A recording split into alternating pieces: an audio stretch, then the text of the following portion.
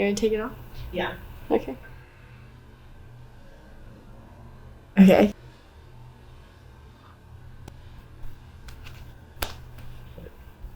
All the way. Whew.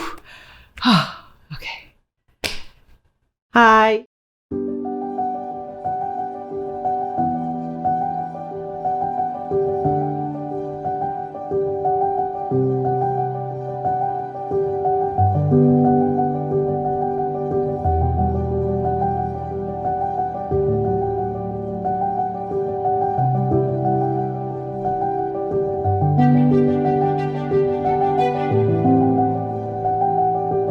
One of the things that Westminster really teaches students and teaches the leaders in our community is the importance of agility. That you're trying to juggle both being a high-performing student, being involved in a club, playing a musical instrument, and then coming back the next day and do it again. You have to really learn how to think on your feet, but also be aware of the situation around you. And I think in the move to virtual Westminster, that's what was able to really bear fruit.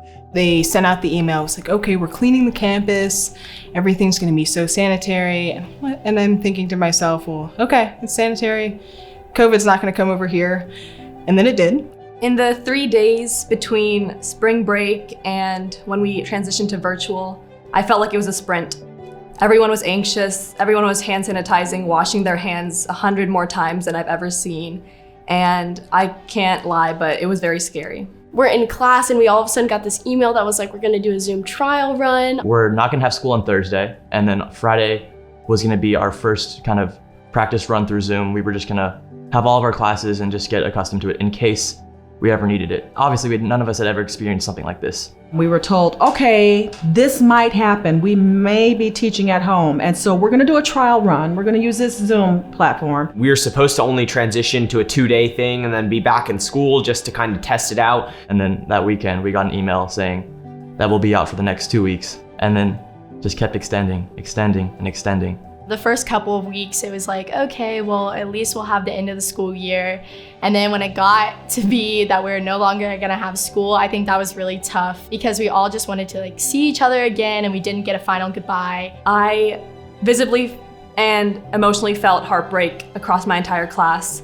Not being able to have a senior first day on May 1st when all the class of 2020 would graduate and we would be able to crowd spatio with our senior t-shirts and celebrate. I wanted to play in the state championship for soccer. I wanted to debate at the Tournament of Champions with my debate team. It never really occurred to us that we could have already played our last baseball game of the season. It was keep training for the next 2 weeks and make sure you stay ready because when we come back, we're winning this all. But that never happened. It was so hard to deal with. When we broke for virtual learning, the number of emails that I got from students to express concern for some of their classmates was a real reminder of the community that Westminster builds. The way the kids are able to not just look at their own experience, but to really look out for, care for, and try and take care of each other. Even in this moment of great uncertainty, the one thing that I could always be certain of was that the kids were taking care of each other. And just having to adapt that quickly, I think it scared people at first. And people were thinking, okay, it's an extended break. It's great. It's an extra spring break for us. But then it turned into, no, I have to actually learn how to learn online. I have to be on top of my stuff at home. I knew I had to become a leader for my peers through everything I really did. You just had to step up.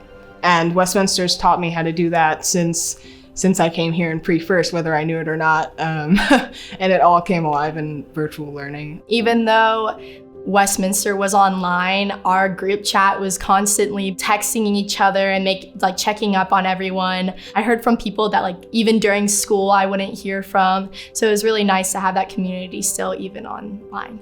It was a difficult adjustment at first, but because we were at Westminster, we were really lucky to have the skills to be able to adapt to a new situation. We gradually got into it with the help of our teachers and really the supportive community at Westminster. Everyone had to be flexible, like the students, the teachers, and the administration. It was obviously a huge change for everyone, especially the teachers. My teachers really showed that I didn't just have a family at home in the same room as me, but I had one even if it was through a computer. Even though there were so many thoughts swirling around my mind, I could just rely on Westminster's teaching as something that could remain constant in my life. When I listen to my colleagues, what's inspired me is their absolute unwavering dedication to showing up every single day, totally focused on how to care for the students in their charge and how to take care of one another. We've had people taking online courses 7 days a week at all hours of the day and night to sort out what they could bring back to this community to help us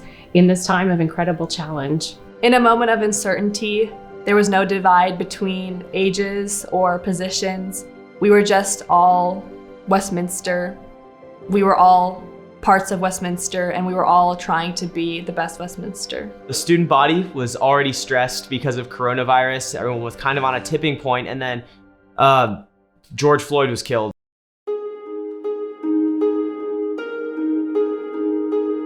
Over the summer, when we saw the protests in Atlanta begin surrounding the deaths of George Floyd, Ahmaud Arbery, and Breonna Taylor, one of the things that really inspired me was how quickly the student government was able to understand the moment, to understand that this was an opportunity for Westminster to come together and for the students to express themselves in a way that we hadn't seen before in the moment of solidarity that they put together. It hit so close to home for me, and it was just so upsetting that I couldn't even really try to talk about it. But having those people reach out and have my friends, my classmates, my family really reach out and try to talk to me about it and have those hard conversations, that meant the world to me, because it actually helped me understand how I was feeling, how I wanted to continue what I do at this school, how I make an impact on my community. We see the value of diversity of opinions here every single day at Westminster. All members of a generation where social change is something that we live, we breathe, we take as our own responsibility. We knew that it was our duty as class officers, as leaders of the school, to give voices to those of our community. It wasn't because I'm a young woman of color. It's not even because I'm a student. I felt that being a human, being a member of any community, gave me the responsibility to act. To be able to have productive conversations that cause people to grow, that cause people to move forward. That can't happen unless we're doing it here.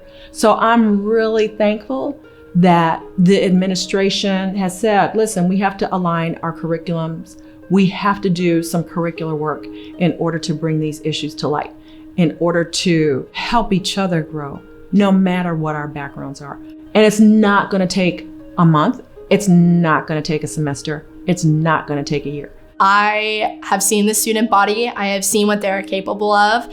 I've seen, like, in tough times, the good parts of Westminster. Westminster's done a really good job in cultivating a community and culture that fosters growth and fosters change and fosters these talented and amazing, bright young kids.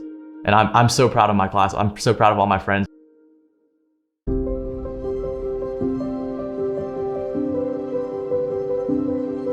It is in the nature of a Wildcat to push beyond the limits.